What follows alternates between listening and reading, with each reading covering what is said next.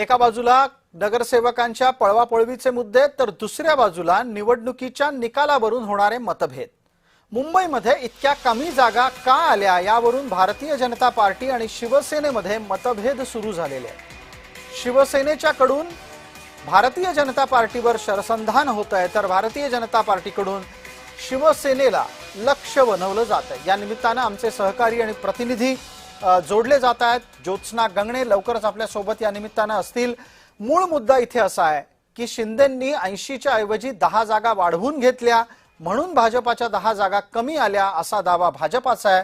तर दुसऱ्या बाजूला महत्त्वाचा मुद्दा येतोय की शिंदे म्हणतायत मुसलमानांच्या बहुसंख्याक भागांमध्ये म्हणजे जिथे मुसलमान मतदार जास्त आहेत तिथे भाजपने त्यांना लढायला भाग पाडलं म्हणून त्यांच्या जागा कमी झाल्या।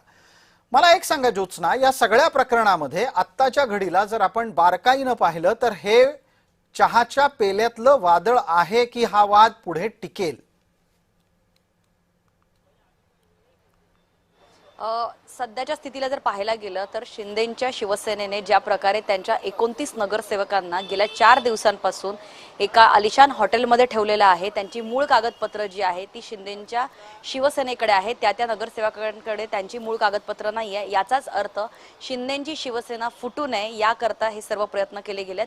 इतकंच नव्हे तर कोकण भवनामध्ये 29 नगरसेवकांचा गटस्थापनेसाठी जे डॉक्युमेंट फाईल करायचं असतं त्यासाठी सुद्धा आता 2 दिवसानंतरची वेळ जी आहे ती चर्चेअंती ठरलेली आहे। मला यानंतर आणखी एक प्रश्न आपल्याला पटकन विचारायचा आहे की ज्या कुरबुरी सध्या सुरू झालेल्या आहेत शिवसेना आणि भारतीय जनता पार्टीमध्ये त्याचा परिणाम महापौर पदाच्या निवडणुकीवर होईल का? अर्थात नक्कीच होईल, कारण सूत्रांकडून जी माहिती मिळते की महापौर पदासाठी जे आहे ते वारंवार मग शिंदेची शिवसेना असो किंवा भाजप असो त्या सगळ्यांना असं वाटतं की महापौर जो आहे तो आम्हाला म्हणजे आमच्या पक्षाचा व्हावा।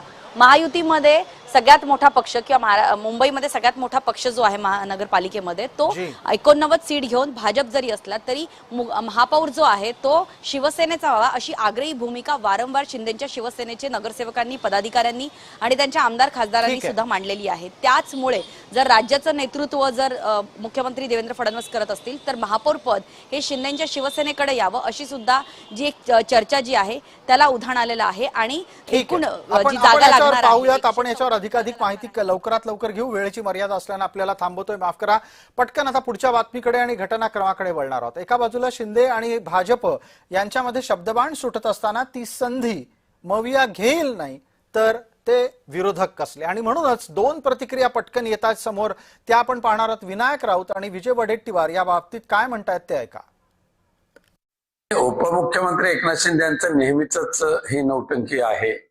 प्रत्येक वेळेला मागच्या मुख्यमंत्री पदाच्या वेळेला सुद्धा त्याने अशाच पद्धतीचं बार्गेनिंग चालू केली होती, पण भाजपाच्या लोकांनी त्यांना अजिबात थारा दिला नाही।